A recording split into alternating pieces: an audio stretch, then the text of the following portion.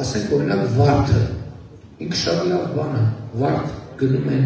և Սիրիայում, և Թուրքիայում, և Մակեդոնիայում, և Մոնտենեգրոյում, այսինքն բոլոր տեղերը, մեր բիզնեսը պետք է հարմարվի այս նոր պայմաններին, և մենք այս նոր պայմաններին կհարմարվենք, մենք միևնույն ժամանակ ԵԱՏՄ-ում ենք ընդլայնվելու, որովհետև այս երկաթուղային կապ չունենալու բերումով, օրինակ Ղազախստանի շուկան մեզ համար բաց է, բայց արտահանումները շատ քիչ են, տրանսպորտային խոչընդոտի պատճառով։ Հիմա մենք մեծացնելու ենք մեր արտահանումները Ղազախստան, մենք մեծացնելու ենք մեր արտահանումները Ղրղզստան, մենք մեծացնելու ենք մեր արտահանումները Տաջիկստան, մենք մեծացնելու ենք մեր արտահանումները Չինաստան, որովհետև նախկինում դա տեղի չէր ունենում տրանսպորտային սահմանափակումների պատճառով։ Հիմա տրանսպորտային սահմանափակումները վերացվում են, բայց առաջիկայում ավելի կարևոր իրադարձություններ են տեղի ունենալու։ Հիմա թրիփ նախագիծն է իրագործվելու, լսել եք թրիփ նախագծի մասին։ Ոչ միայն լսել եք, այլև տապ եք տալիս, դա արդեն շատ լավ է։ Իսկ թրիփ նախագիծը եւ որ իրագործվեց արդեն Հայաստան, Ադրբեջան, Հայաստան, Թուրքիա, բայց նաեւ շատ կարևոր է, որ Ադրբեջան, Հայաստան, Նախիջևան, Ադրբեջան երկաթուղի երբ որ բացվեց, դա նշանակում է, որ բացվում է նաեւ Իրան, Հայաստան, Իրան, Նախիջևան, Հայաստան, Վրաստան երկաթուղի։ Դա նշանակում է, որ բացվում է Պարսից ծոց, Սև ծով ուղի։ Այսինքն Հայաստանը այն որ մեկ տարի առաջ բրոշյուր էինք ցույց տալիս խաղաղության խաչմերուկ, հիմա բրոշյուրը դառնում է իրականություն։ Այսինքն Հայաստանի Հանրապետությունը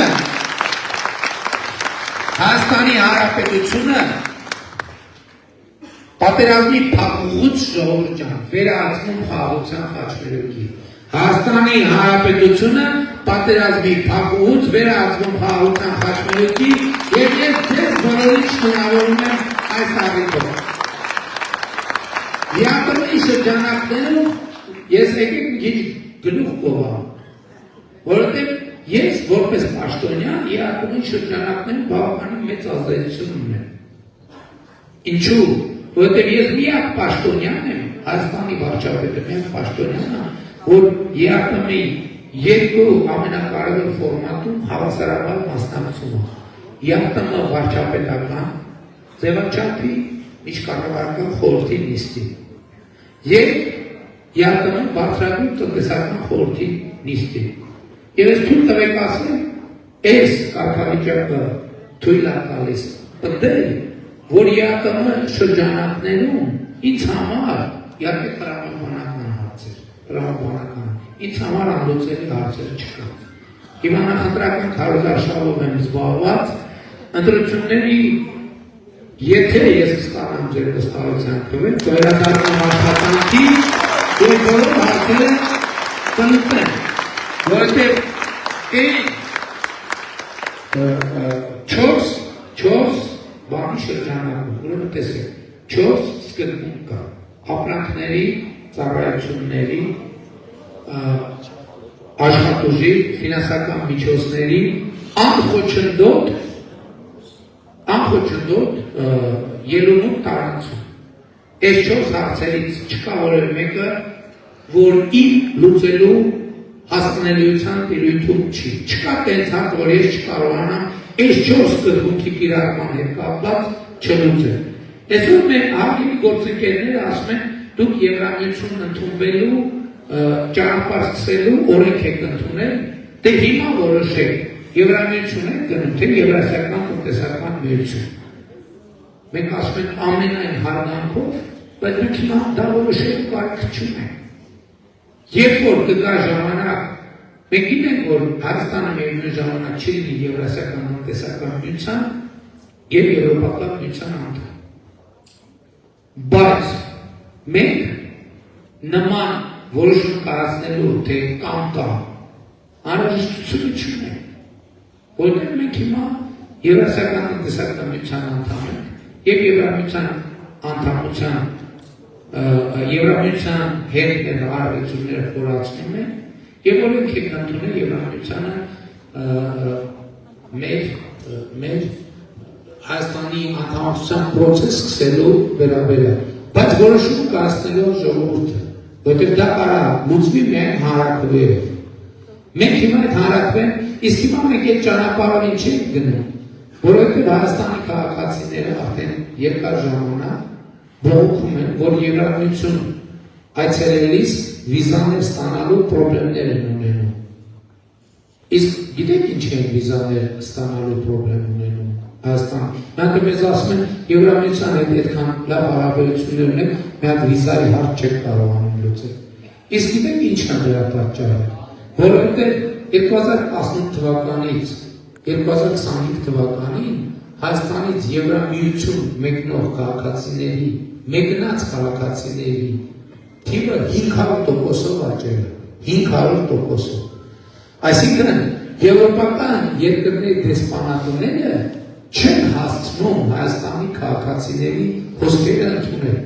Պատկերացրեք, եկեք դուք ունեք սենյակ, ենթադրենք 10-10-ի վրա, կամ ցանկացած, կամ այս դահլիճը, քանի նստատեղ կա, 550 նստատեղ կա այս դահլիճում, լավ 550 նստատեղ, երբ որ 100 աճի ներկաների թիվը կտեղավորվի, 550-ը կնստեն, 100 հոգի լինի, ոնց լինի ոտքի վրա կկանգնեն։ Լավ որ շատ սեղմենք ման, մենք վրա կանգնենք եւ այլը, եւ 200 հոգի կկանգնեն։ Լավ եթե մի քիչ շատ նեղ լինի, կարող 400 հոգի կանգնեն։ Բայց եթե 550-500%-ով ավելանան, տարբերակ չկա այս դահլիճում տեղավորվել։ Եվ ոնց որ ասեն, բանի անխոշորացված համայնքի ղեկավարը հետ այդքան լավ հարաբերություններ ունես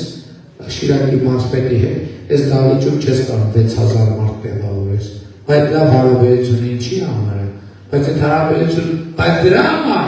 մենք ասում ենք ժողովուրդ ջան, ամենաուշակ 2 տարուց մենք ունենանք Հայաստան Եվրամիության վիզաների ազատականացված վիճակ։ Այսինքն դուք կարաք գնանք Շիրակ օդանավակայանից, ոնց որ ասենք հիմա մեկնում եք որտե՞ղ։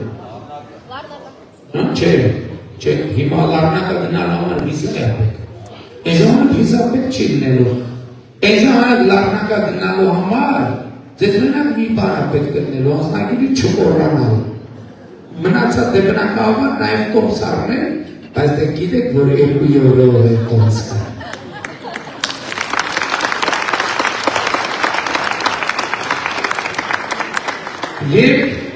Եվ հիմա այս պատմական փոփոխությունները որ տեղի են ունենում, դրանք շատ կարևոր են եւ մենք պետք է այս պահը գնահատենք։ Եվ նաեւ ուզում եմ ասել, որ մենք այս քաղաքականությունները հետևական եւ հանգիստ տանենք, առանց նյարդի, հանգիստ քայլ առ քայլ։